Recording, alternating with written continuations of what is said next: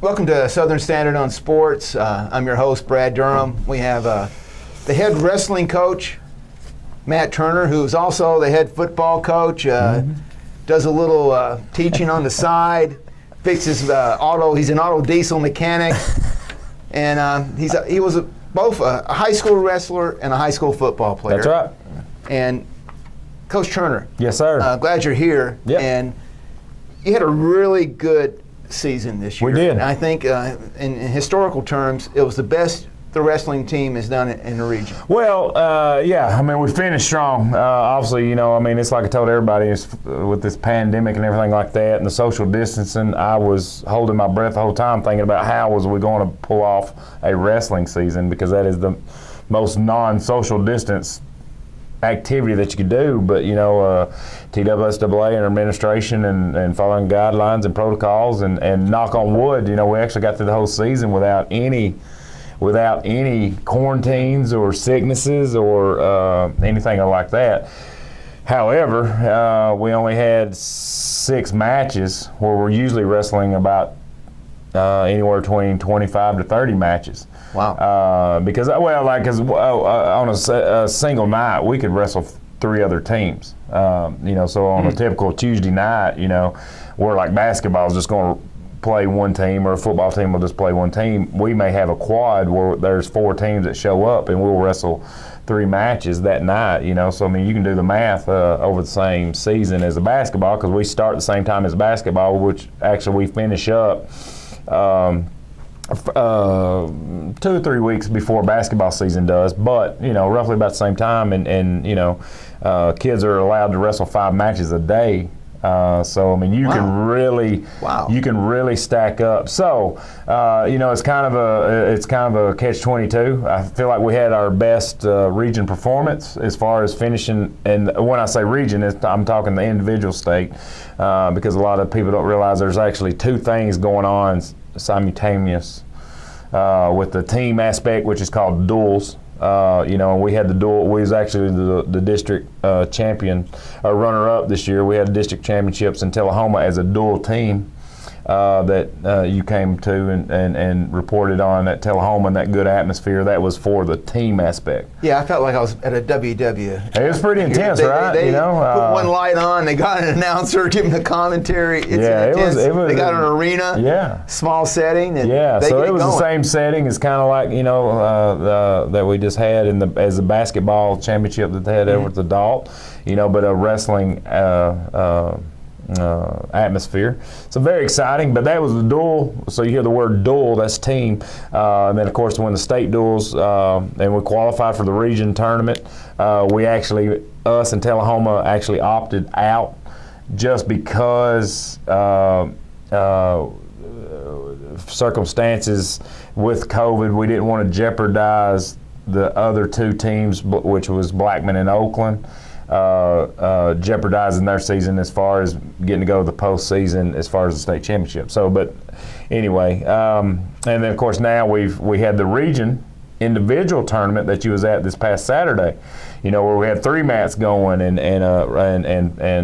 14 teams there, and every year up to this point, the top 4 qualifiers of that region tournament get to go to the 32-man bracket state championships. In each weight classification, at each 4 guys. Class. Yeah, the top 4 finishers get to go to state. So there was 14 teams there.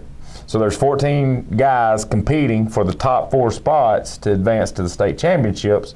That is historically been either in Chattanooga, and then now they've been in Williamson County Expo Center up there, and then of course COVID they've had to change the venue. The Williamson County Center turned into a COVID testing and vaccine. Yeah, COVID ground zero. So we they lost moved it that. back to Chattanooga. Yeah.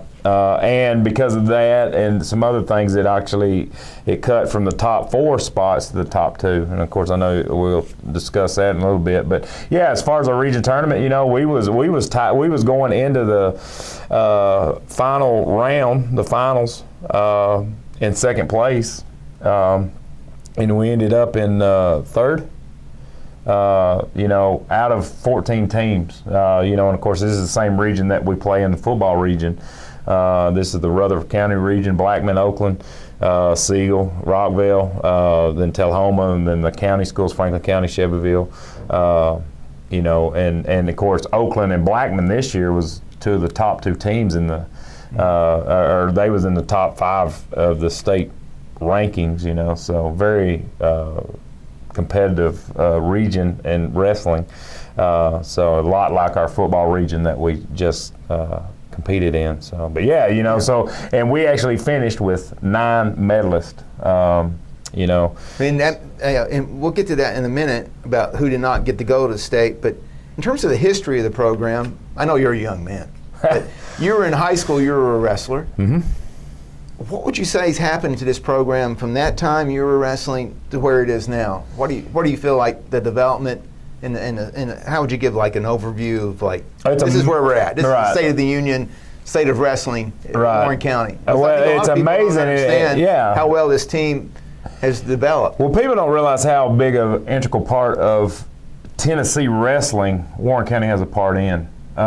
This program was started by some great, we call them the Godfathers, Bo Ramsey, Coach Ramsey, his dad. That family moved in from Overton when Bo was in middle school, out of middle school coming in, and we didn't have a wrestling program. So this is 92, 93 time frame, you know, and there was actually Mr. Cathcart, which is a steadfast staple gentleman in the community that had 2 sons coming up. Anyway, I was in junior high. This is before we moved over to the high school, and however, the story was that I was told was that they got together with the administration and said, "Hey, if we get a mat purchased, can we start up wrestling?"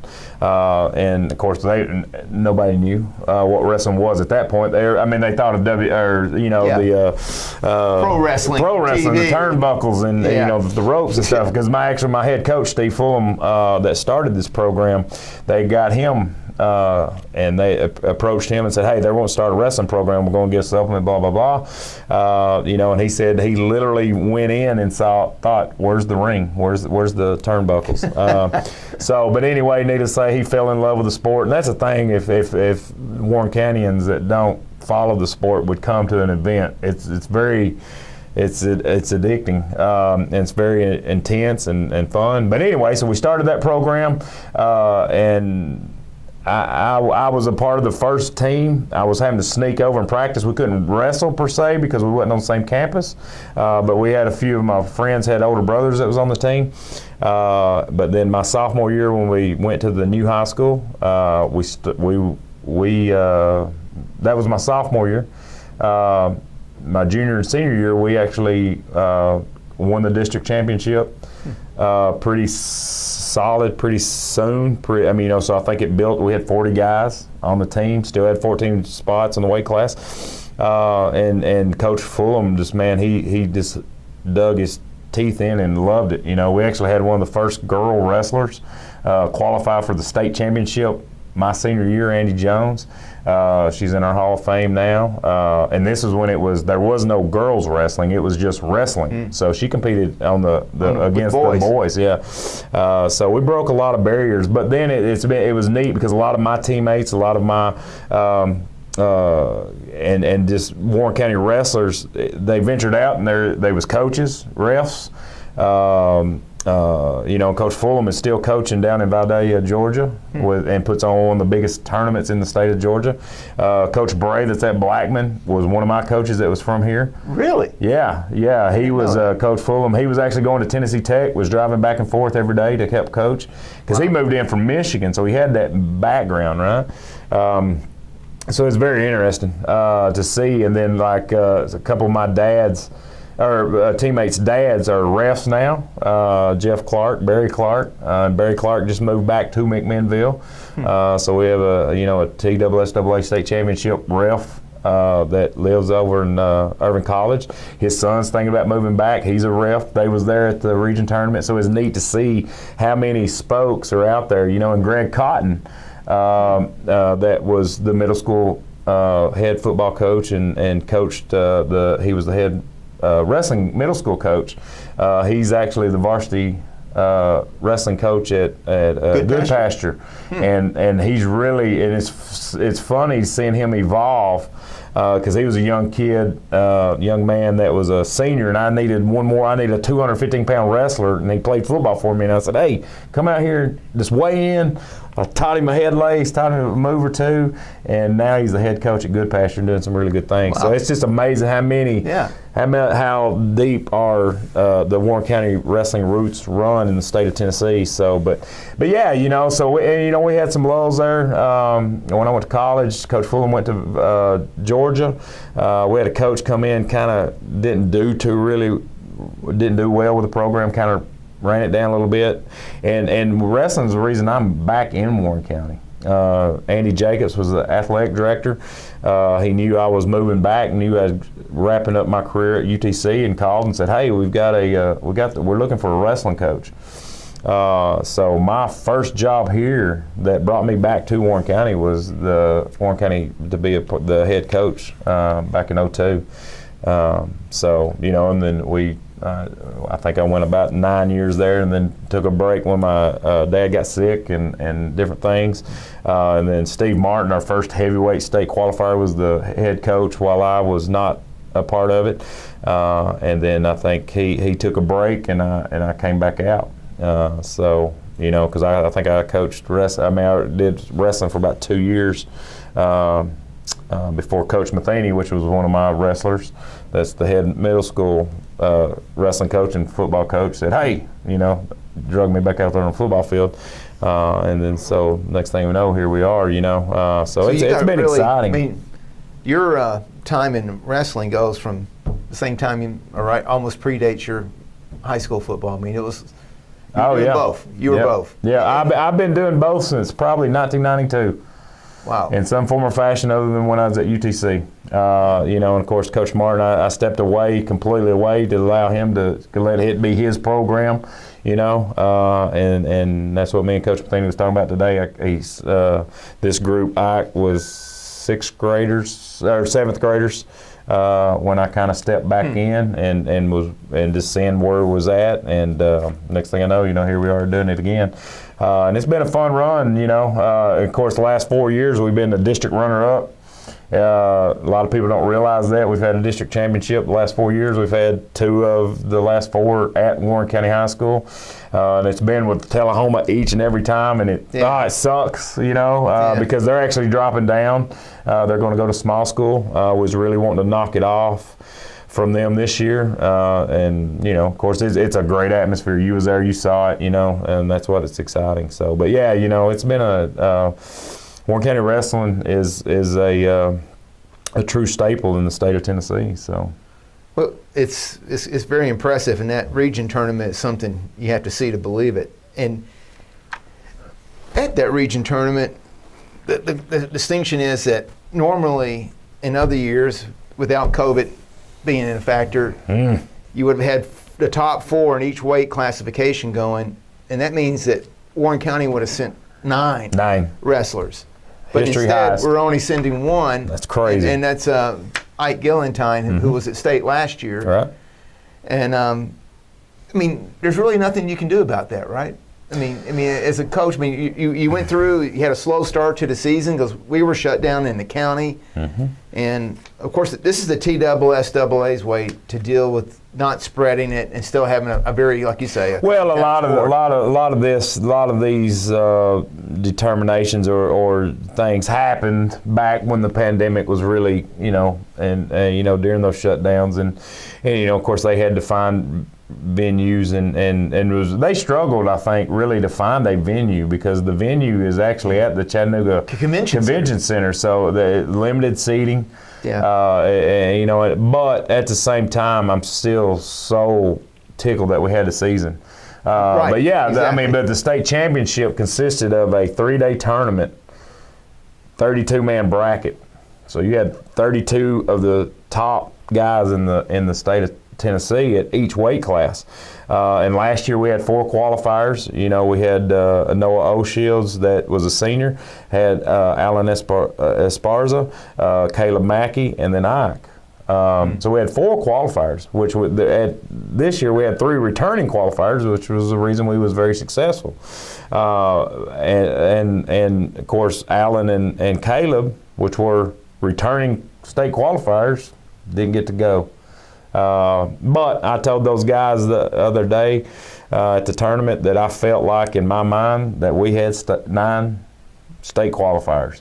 You know, it just happened to be that first round, that our place was kind of the first round of the state tournament. You know, it sucks that they don't get to go experience that. You know, me and Ike was talking about today in practice that, you know, I hate it for Alan and Caleb. I really hate it for Alan, you know, because he was a senior. I hate it for Stephen Curtis, you know. Been wrestling with Ike since 7th grade. You know, those was our 3 seniors. You know, and of course Tony's always came, you know, right there like 5th place. He's always been 1 round away. We called it bittersweet. Yeah, I mean, he nailed it on the head, you know. Of course, this year, you know, he would have qualified, and you know, but due to that, you know, so it's bittersweet there. But then at the same time, Ike's qualified and getting to go, but then at the same time, he's not getting to wrestle in front of the big arena and the big crowd. We got to do it in the convention center with the limited space. But what distinguished Ike was that, I mean, I guess he was in the top 2. He was, I got second. He lost in the finals to a tough, strong kid from Siegel. You know, and like we was talking before the show, you know, a kid that we didn't get to see because of COVID. Usually we would have been, you know, and it's kind of hard, like in wrestling, like at that deal. It's not like football where we got to watch film and study your opponent. It was almost just, hey, go out and wrestle, you know. So you didn't have no idea of like what their moves was, what their system was, you know. But you know, and there was a couple true second opportunities. You know, I think Caleb had a true second. Tony had an opportunity to come back to a true second. So there was a lot of new to this year. But yeah, you know, it was I finished second, so that guaranteed him a spot. And you know, so I guess that's, you know, I don't know, man. So, like you said, Tony nailed it on the head when he said it was bittersweet. Well, Ike's actually going to state in Chattanooga this Friday. Mm-hmm. I think you guys are going down Thursday night. Yeah, going down Thursday night. What can you tell us? We're going to talk to Ike here in just a minute. What can you tell us that, you know, a little window into his ability? What makes him such a good wrestler? You know, Ike's just one of those young men that is very well-rounded, very disciplined, very tough, man, and he's very consistent. Ike does not miss practices. Ike works when nobody's looking. You know, Ike he's got one of the top characteristics of anybody I've ever coached. You know, he's definitely one of those guys. If I had a daughter, you know, I'd be proud if Ike was in the picture, you know, because he's just a great guy, very tough. You know, of course, you know, comes from a lineage of some strong Gillentines. His dad was strong. His grandfather was strong. I've got a few. Ike's and I's connection goes back, and I've never really shared this with Ike, but his grandfather did a lot of raising for me because he lived in that Midway community. And when my mom and dad had to go to the hospital because my mom, they was doing testings and that stuff, I'd go stay with the Gillentines. Wow. You know, and because he, you know, his grandfather would throw you around and tell you to behave yourself? I'm probably pretty sure, you know. Of course, his dad was a big football jock back in the day, you know, one of those guys, but comes from a lineage of just hard-working, you know, tough breed there, you know. And Ike has always just been I think he's always loved wrestling, and he's always been a technician. You know, and he studies his craft, and he works he practices what works for him. And anybody that wrestles him knows that, I mean, he'll put an arm bar on you that will, you know, hurt you. You know, and me and Coach Richey a lot of times, if we see where, you know, if he gets that bar in, it's over, it's done. We know. You know, and he's been consistent since his freshman year. You know, there's always wrestlers on the wrestling team that when you're looking at going back to the dual format, you know, how are we going to beat Coffee County? and you see some kids' names, you're like, all right, I know that's 6 points. I know that's 6 points. Ike has always been 6 points for us. So it's going to be very.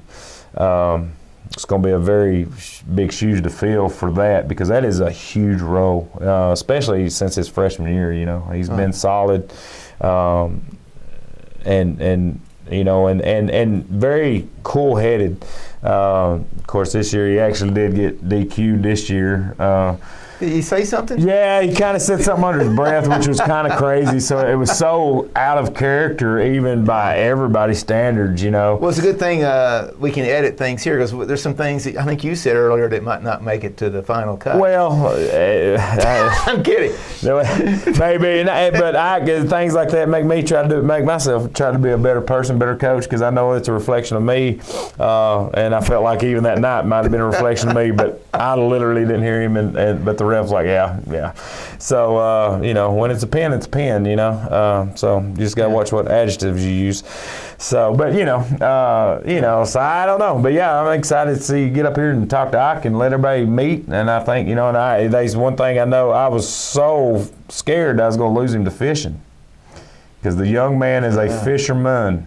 Him and Caleb Mackey, I know, do a lot of fishing, but I know it's a passion that Ike, I think, is gonna. We'll see him doing something big with fishing, if he chooses to, but I think he will. I kind of don't bring it up too much, but because. I don't know if he was ice fishing the past couple of weeks, but that way. I'm sure he was fishing today.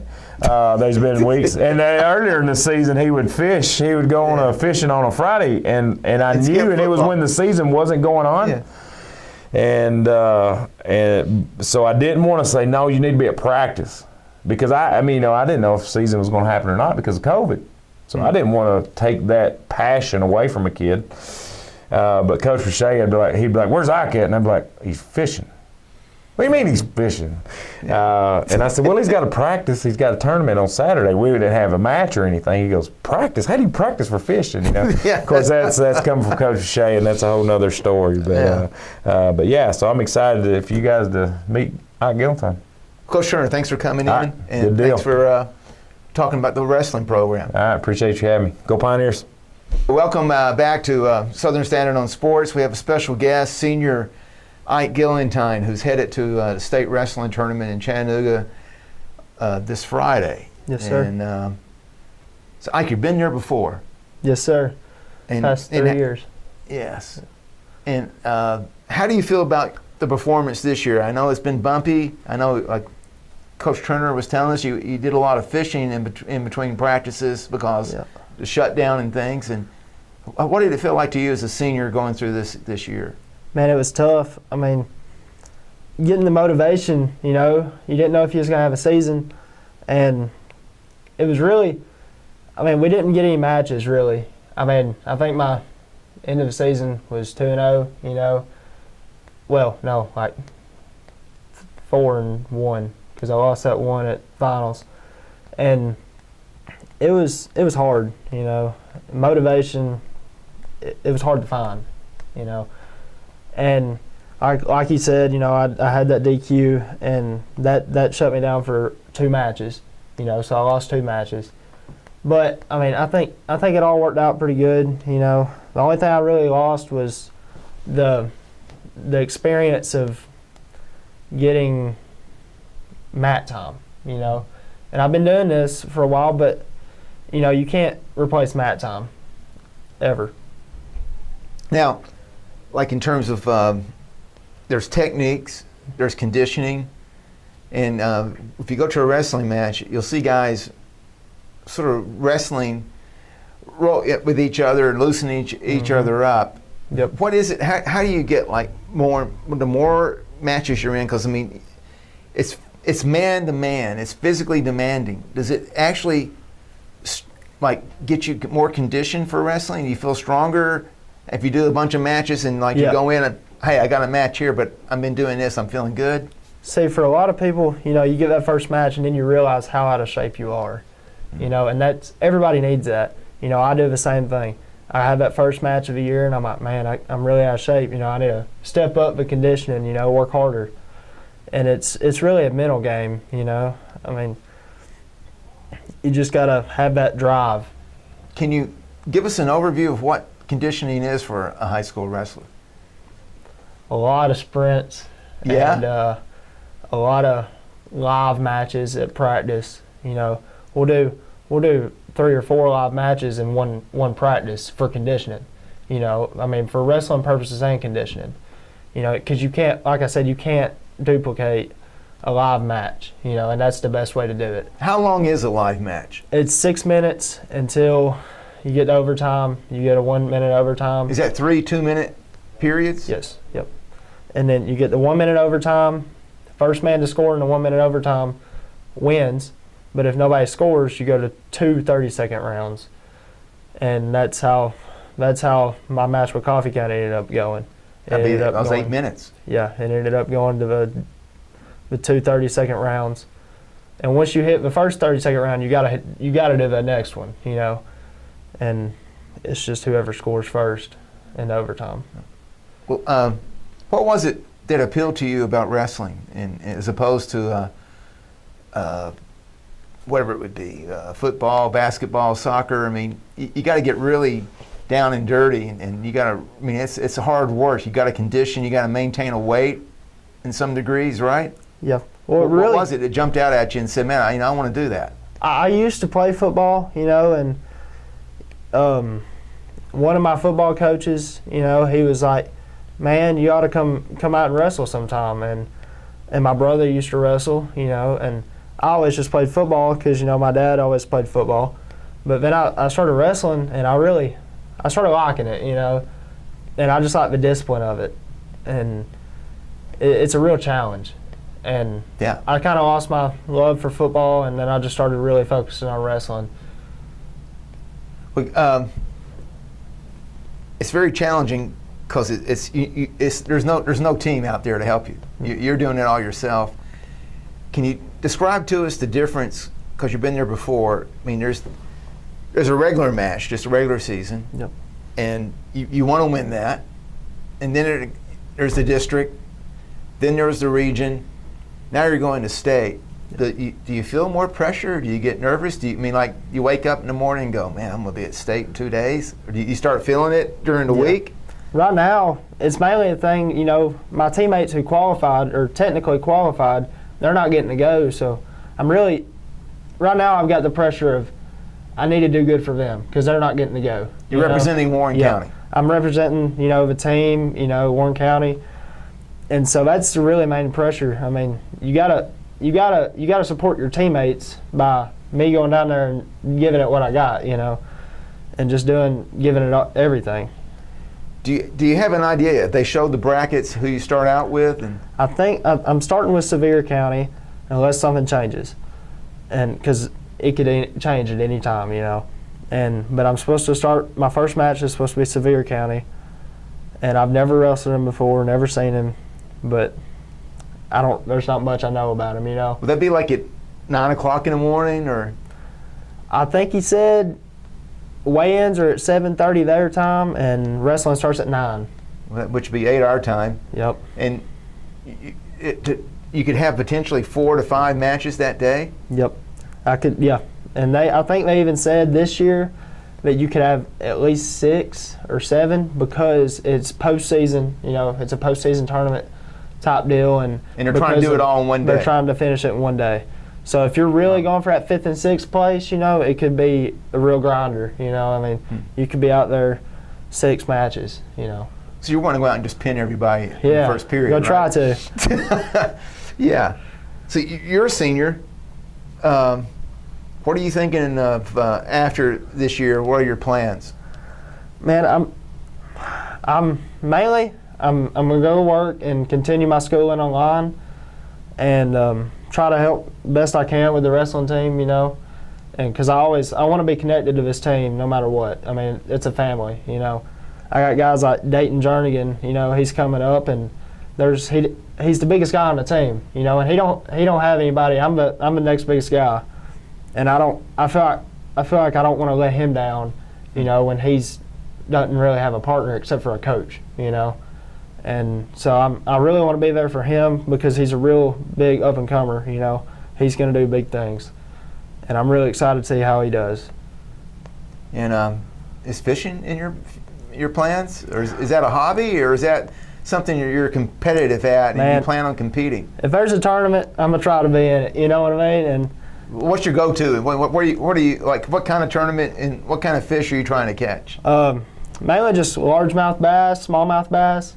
I mean, five fish tournaments, and Center Hill. And anywhere. you know how to find the fish somehow. They're Gotta going to try come to They're going to come to you more than they are to anybody else. Yeah. Because you go to secrets or something. Yeah, you got to try to figure them out. It's difficult. You got days like today. It wasn't a good day. Where'd you go today? I went to Center Hill just for an hour or a couple hours with a buddy. It's just the morning time, and it wasn't very good. Did you go on a 3-mile run or anything for keep your conditioning up? Or I just got out of practice before we came here. I practiced for an hour or two. Done some conditioning, and just got in some work before we got done this. Well, I'm enjoyed watching you wrestle this year. We're wishing you a lot of luck on Friday, and we really appreciate you taking the time out of fishing and everything to come in here because you probably would have. You ever do night fishing? Oh, I love it. Come summertime. All right. Best of luck to you. Thank you. And that's another edition of Southern Standard on Sports.